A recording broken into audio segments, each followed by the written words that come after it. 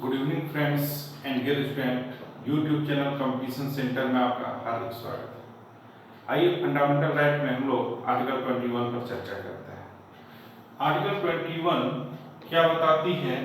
ये एक प्रकार का प्रोटेक्शन है लाइफ एंड पर्सनल लिबर्टी का। आइए इस पर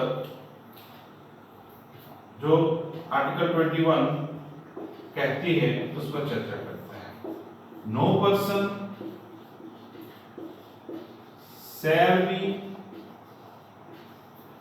deprived of his or her life or personal liberty except procedure established by law।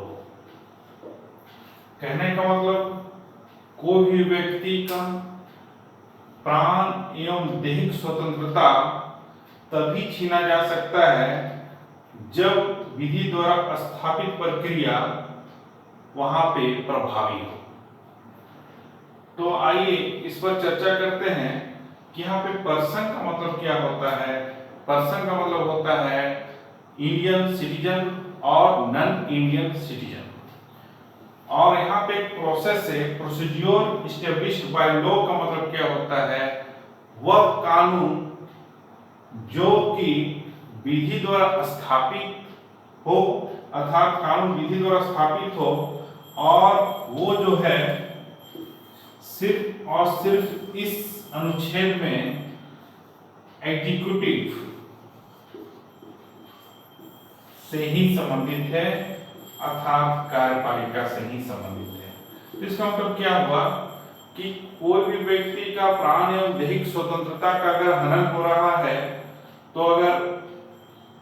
तो वो हनन जो किए जा रहे हैं वो सिर्फ और सिर्फ किसके द्वारा होंगे? सरकारी प्रशासनिक तंत्र के द्वारा, जो विधि द्वारा स्थापित प्रक्रिया है उसके द्वारा हनन किया जा सकता है या उस पर रोक लगाई जा सकती है। फिर से एक बार मेरा पॉइंट को समझिए। अगर कोई व्यक्ति जो है ए,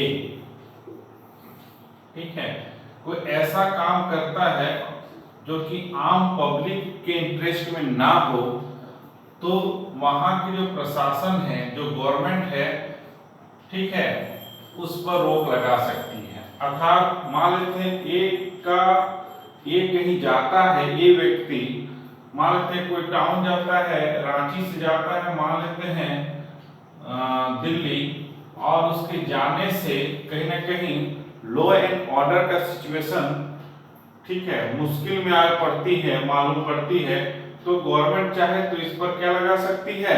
रोक लगा सकती है। तो ये रोक कौन लगा सकती है? एग्जीक्यूटिव, कार्यपालिका के द्वारा, ठीक है। तो वो भी कौन सा रूल फॉलो करके? जो कानूनी प्रक्रिया द्वारा स्थापित विधि है उसी को फॉलो करते हुए वो रोक लगा सकती है। तो हम किसके खिलाफ जाएंगे न्यायालय में? अगर हम ए व्यक्ति हैं तो हम जाएंगे तो सिर्फ जो सरकार के द्वारा जो रोक लगाई गई है, जो प्रशासन के द्वारा हम पर रोक लगाई गई है, उस पर हम जा सकते हैं। कहाँ? हाई कोर्ट या सुप्रीम कोर्ट रीट के माध्यम से। रीट का मतलब जानते हैं आर्टिकल 32 और आर्टिकल 226, जो कि उच्चतम न्यायालय और उच्च न्यायालय पर रीट दायर करने का अनुच्छेद है। तो कहने का मतलब ये हुआ कि वर्ष 1978 के पहले जो आर्टिकल 21 है उस पर अगर पाबंदी लगा सकती थी तो सिर्फ और सिर्फ कार्यपालिका, विधायिका नहीं।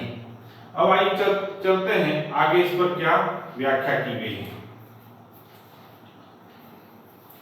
जैसा कि ये जो आर्टिकल है ये यूएसए से लिया गया है और यही चीज है आपका परिभाषा में, लेकिन यहाँ पे एक अंतर मालूम पड़ता है जो है एस्टेब्लिश्ड बाय लॉ।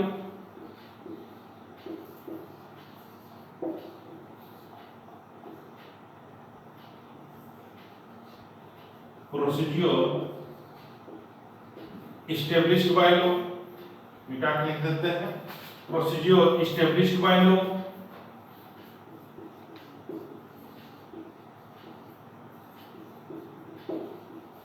और दूसरा है ड्यू प्रोसीड्योर बाय लॉ। जानते हैं यही परिभाषा जो है आर्टिकल 21 में ये इंडिया में है, और सेम चीज जो है ये है यूएसए में। आप बता सकते हैं ये दो शब्द का अर्थ क्या होता है? ये दो शब्द का बहुत ही व्यापक अर्थ होता है। पहला अर्थ ये हुआ कि प्रोसीड्योर एस्टेब्लिश्ड बाय लॉ, विधि द्वारा स्थापित प्रक्रिया।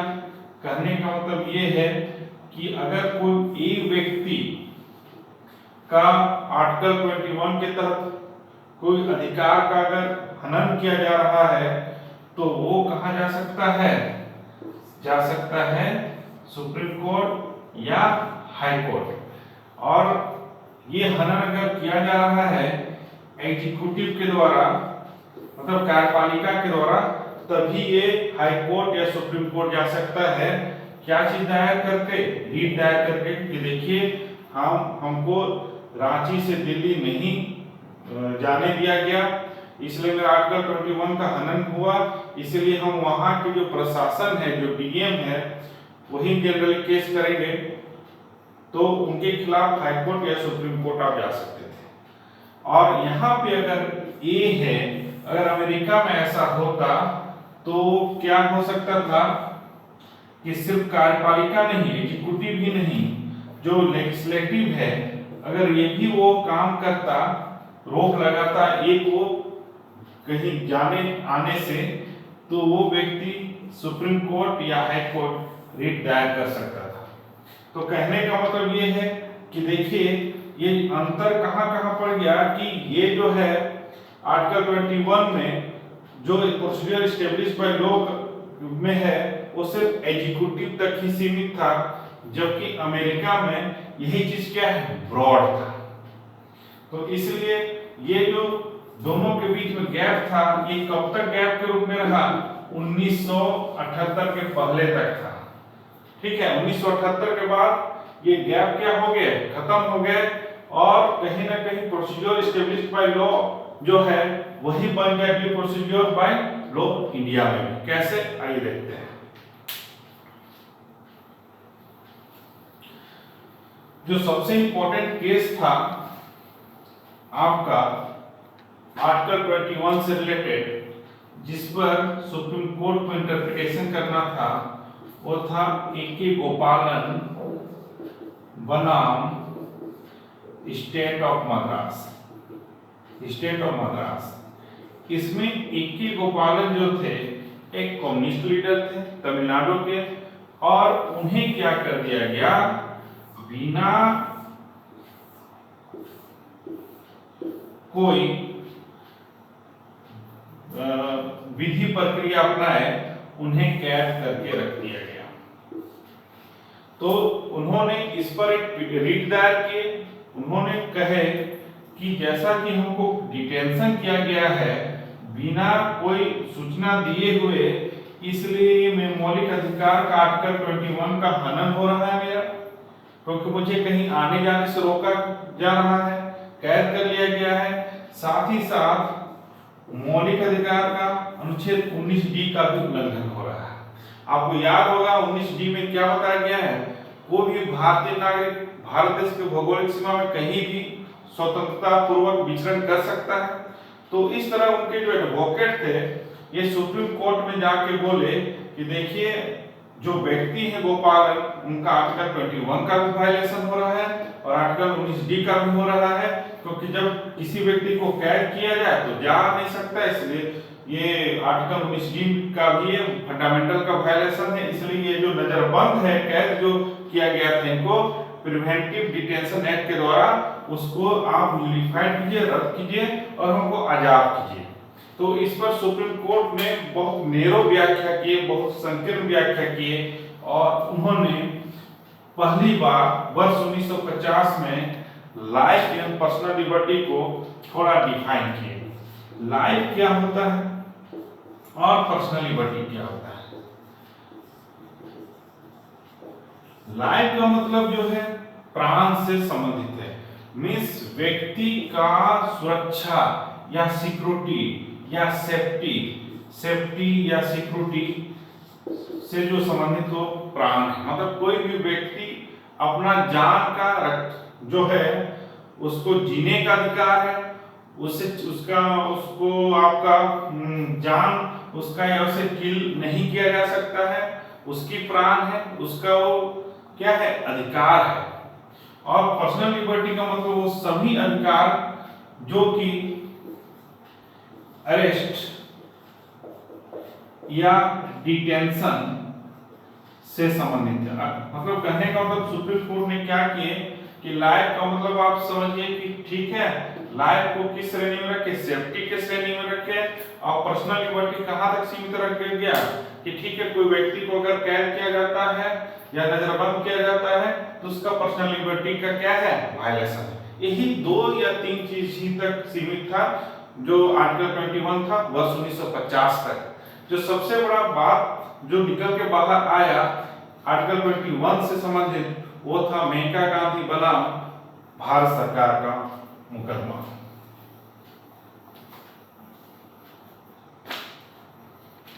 मेनका गांधी जो थी वो कहीं जा रही थी और इस दौरान उनका जो पासपोर्ट था वो सरकार के द्वारा जब्त कर लिया गया था।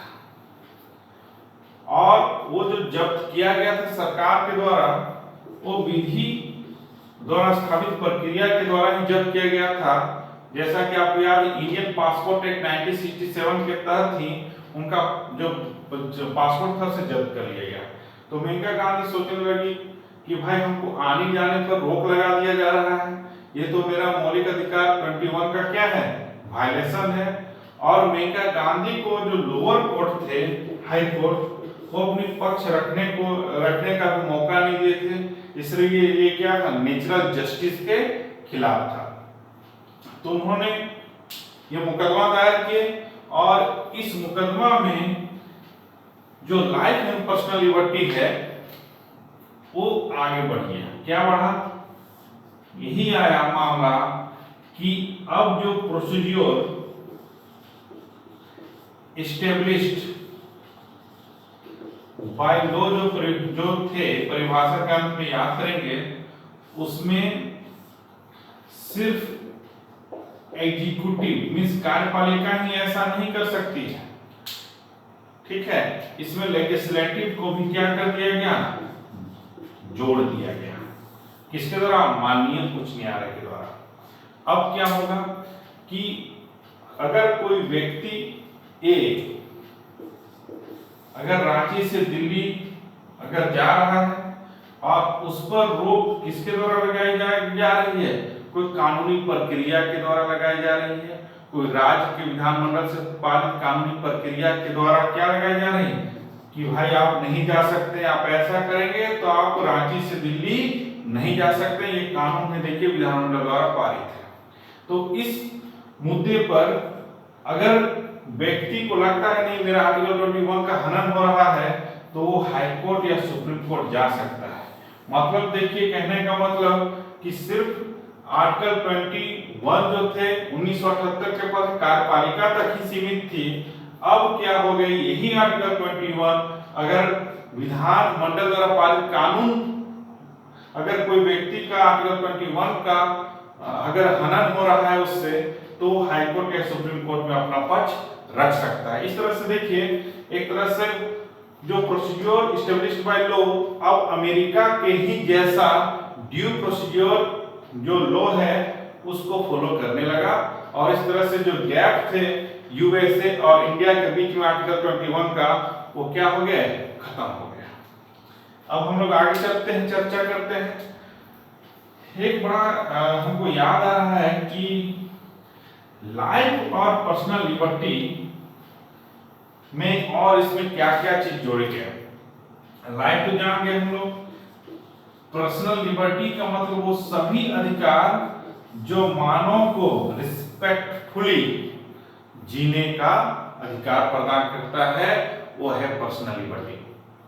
जैसे